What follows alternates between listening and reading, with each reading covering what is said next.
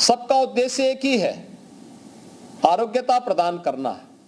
रास्ते अलग अलग हो सकते हैं, लेकिन व्यक्ति हो या समाज या राष्ट्र, वह तब तक समग्र विकास के लक्ष्य को प्राप्त नहीं कर सकता है जब तक कि वह स्वयं आत्मविश्वास से भरपूर न हो। आयुर्वेद के प्रति हमारे मन में जो हीन भावना थी, उसने आयुर्वेद की प्रगति के मार्ग को एक प्रकार से बाधित सा कर दिया और उसका दुष्परिणाम समाज को भुगतना पड़ा है। वर्तमान और भावी पीढ़ी को भुगतने के लिए मजबूर होना पड़ा। आज ये स्थिति हम सब के सामने है। देश के अंदर जिन राज्यों ने या जिन क्षेत्रों में इस फील्ड से जुड़े हुए लोगों ने थोड़ा भी प्रयास किया, वह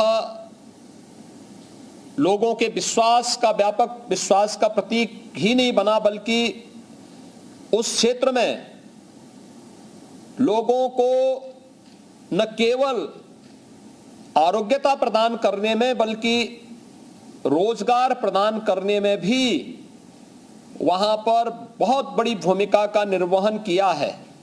और इसके कारण अगर भारत के अंदर जब हम मेडिकल टूरिज्म की बात करते हैं, तो इसका श्रेय भी देश के कुछ राज्यों को जाता है जिन्होंने ये मेडिकल टूरिज्म भारत के अंदर जब प्रारंभ हुआ तो एलोपैथ से नहीं, या आयुर्वेद से प्रारंभ हुआ। पंचकर्म और अन्य आयुर्वेदिक पद्धति से किए जाने वाले उपचार के माध्यम से ही इसको मेडिकल टूरिज्म का एक दर्जा देश के जिन राज्यों ने अच्छा कार्य किया था वहां पर प्राप्त हुआ।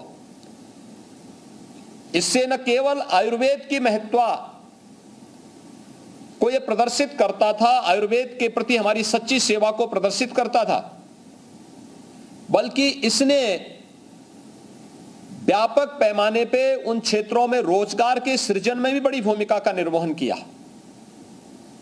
और रोजगार के साथ साथ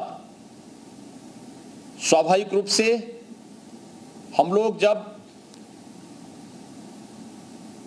अर्थव्यवस्था की बात करते हैं तो उसमें कुछ चीजें बहुत मायने रखती हैं कि हमारा एक्सपोर्ट क्या है,